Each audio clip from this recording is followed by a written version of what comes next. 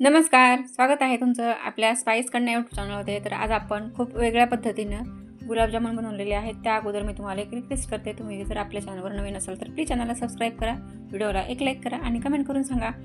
आपला व्हिडिओ जास्तीत जास्त लोकांपर्यंत शेअर करायला विसरू नका। तर खूप झटपट होणारे आणि खूपच चविष्ट लागणारी अशी आपली गुलाबजामुनची रेसिपी आहे, त्यामुळे व्हिडिओ स्किप न करता पहा। व्हिडिओ खूप छोटा बनवण्याचा प्रयत्न केलेला आहे।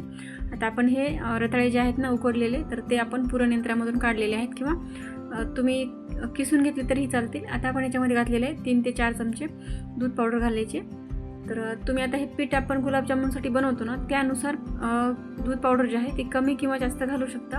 कधी कधी रताळ्यामध्ये मॉइश्चर जर जास्त असेल तर दूध पावडर थोडी जास्त लागू शकते। आता आपल्याला ह्याचा पिठाचा गोळा बनवून घ्यायचा आहे, जसं की आपल्याला गुलाबजामुन व्यवस्थित बनवता येतील। तर आता आपण हे थोडी थोडी पावडर करून याच्यामध्ये घातलेली आहे आणि पिठाचा व्यवस्थित गोळा बनवून घेतलेला आहे। तर आता आपण ह्या पिठाचा गोळा झाला की याचे मीडियम आकाराचे आपण गुलाबजामुन बनवून घेणार आहोत। तर हे पहा, आता व्हिडिओमध्ये दिसत आहे तुम्हाला हे या पद्धतीने गुलाबजामुन बनवलेले आहेत आपण। आणि आता आपण हे रेग्युलरचे आपण जसे गुलाबजामुन तळतो ना, तर त्याच पद्धतीनं गुलाबजामुन तळायचे। तर दूध पावडर आपण जेव्हा टाकले ना, थोडंसं सोडा टाकलं तरीही चालतो। आता आपण गॅसवर एका पातेल्यामध्ये पाणी टाकून पाक बनवून घेतलेला आहे। आपला पाक बाजूला तयार झालेला आहे आणि आता आपण हे गुलाबजामुन तेलामध्ये व्यवस्थित तळून घेतलेले आहेत। तळत असताना एक काळजी घ्यायची, आपण जेव्हा गुलाबजामुन तेलात सोडतो ना, तर तेव्हा सुरुवातीला गॅस फुल पाहिजे, जेव्हा ते गुलाबजामुन तरंगून वरती तेलामध्ये येत नाहीत। आणि एकदा जर ते तेलाच्या वरी तरंगले ना, तर मग गॅसची फ्लेम जी आहे ना मीडियम ठेवायची, म्हणजे गुलाबजामुन आतपर्यंत तळले जातात आणि मग आतमध्ये ते कच्चे राहण्याची शक्यता कमी राहते।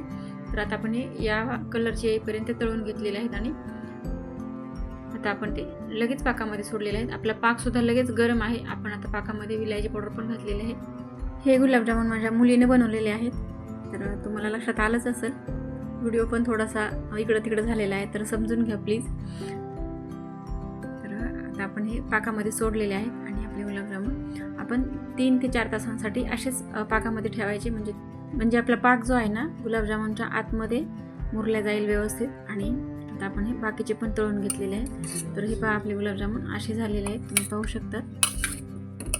माझा व्हिडिओ थोडासा इकडं तिकडं झालेला आहे, तर समजून घ्या, त्याबद्दल मी तुमची माफी मागते, क्षमस्व आहे मी। तर हे पहा, असे झालेले आहेत आणि पाक एकदम आतपर्यंत मुरलेला आहे। तुम्ही जर आणखीनही चॅनलला सबस्क्राईब केलं नसेल तर प्लीज चॅनलला सबस्क्राईब करा आणि व्हिडिओला न चुकता एक लाईक करत जा आणि कमेंट करून सांगायला विसरू नका की तुम्हाला हा व्हिडिओ कसा वाटला ते।